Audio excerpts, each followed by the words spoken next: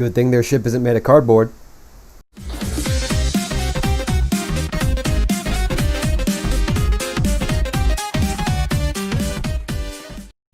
Sup, welcome back to the channel, and today I'm going to talk about what was the yearly tradition of cardboard boat racing on the 4th of July, because it's getting kind of close to the 4th of July, and I decided to talk about something since you guys already know that I'm probably not doing much this year.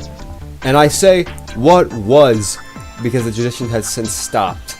Last year we didn't do it, and I don't think we did it the year before either. Though we did do it 3 years in a row though, starting with the transition from freshman to sophomore year of high school, which was 2015. That was when it was the most eventful because that year the most people participated. Even though I sat on the sidelines and didn't participate, there were still 6 people that did, and there were some eventful ones. The names of the boats, if I remember correctly, because I still have the videos I took from it, the first one had the host family's last name in it, so I won't say it. Bubbles with Pigs was the second one, Minnows was the third, Puddle Jumper was the fourth, the Moody Scooter was the fifth, and the last one, but certainly not the least, as you'll find out later, Tell My Wife I Love Her. See, the swimming pool was your regular everyday backyard swimming pool with a buoy at the end of the deep end for the boats to go around.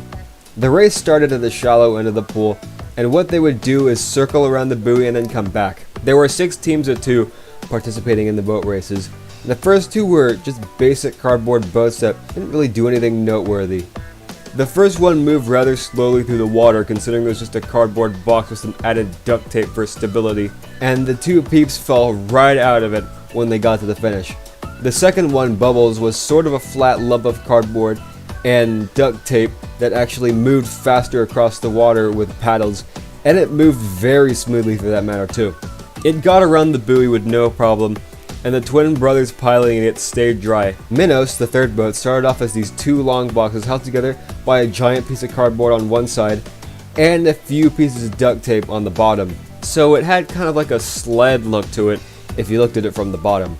The guy who put it together took his probably 2 or 3-year-old son with him on the boat ride because we were supposed to have a family member with us on the boat ride. Or since I wasn't doing it, they were supposed to have a family member. The sled-looking boat started off vertically, and then the father of the kid he was taking it on plopped it on the water and attempted to take off. But then the bottom came off.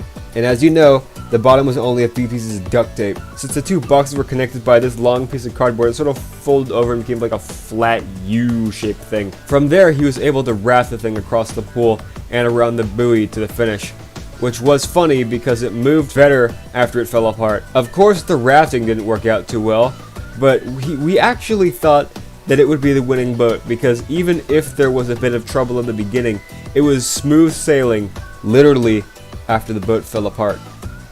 Well, the boat came out as a gigantic soggy piece of cardboard, so that was a good turnaround for Minnows, but unfortunately, the Puddle Jumper didn't fare so well. Even though it was voted best design, it was hella wide and the paddles were way too small, so it kind of teetered all the way to the buoy and moved very slowly along the water. It had hella duct tape on it, so fortunately it stayed up rather well, and the sisters operating it also stayed dry. Well, except for the one that used her hands as paddles when the ones she was using got thrown overboard to keep from weighing the boat down. Boat number 5, the Moody Scooter, probably had the best fitting name considering it was in a mood. And I'm talking like a fat mood, the kind of like roll out of your bed in your pajamas just to drag yourself awake to get ready for work kind of mood. The 2 guys got in, sat back to back, and then started paddling through the pool, and as soon as it did, it started to flatten as it moved further through the water, therefore filling up, eliminating every chance at maintaining buoyancy. Surprisingly enough, they made it around the buoy, but not after it turning into a raft, and it didn't stay together long after the rotation. It would eventually fill up with so much water that the entire bottom came out, and then it turned the boat into like an empty, meaning like the Minnows boat, it was in pieces by the time it reached the shallow end of the pool once again. So far we had 2 boats that fell apart, one that moved with no problem, a cardboard box, and one that was teetery with very non-effective paddles. Well, what could possibly go wrong with the last boat, you might ask? Well, the Tell My Wife I Love Her boat was the final boat of the day, which looked like a painted lime green log ride boat from an amusement park, and was starting off vertically just like the third boat. The thing even looked like a canoe anyway, so it was kind of an interesting entrance. And this one is the one that took the longest to get from the shallow end to the buoy and back again. So it'll be the one I spend the most time talking about. The entrance was so awkward, considering the boat was going from vertical to horizontal into the water, and the two sisters operating the boat, shorter one in the front, older one in the back, could barely even reach the water, and couldn't really paddle well considering it was just a tad bit too high. It started to rotate halfway to the buoy, despite the paddling, and would eventually turn 180 degrees, and then floated around some more. It sort of got around the buoy, it sort of didn't, sort of just rammed into the buoy and sort of almost took it with it, but it wasn't the smoothest turnaround. It floated around a bit more and collected even more water and more water, which, with all of the water collecting, paddling was getting a bit easier since the sides were sagging, but buoyancy sure wasn't. The boat kind of drifted off on its own again, but it ended up hitting a step in the pool. This particular pool had a step in the deep end that people could use to climb up the side and onto the pavement. It got stuck on that step and collected more and more water the longer it stayed there. Eventually, it got to the point where the guy piloting minnows came over and pushed them back into the water, which at that point, the boat had collected so much water that buoyancy was no longer a thing anymore. It got off of the step and immediately sank, and they had to haul their boat back to the finish line.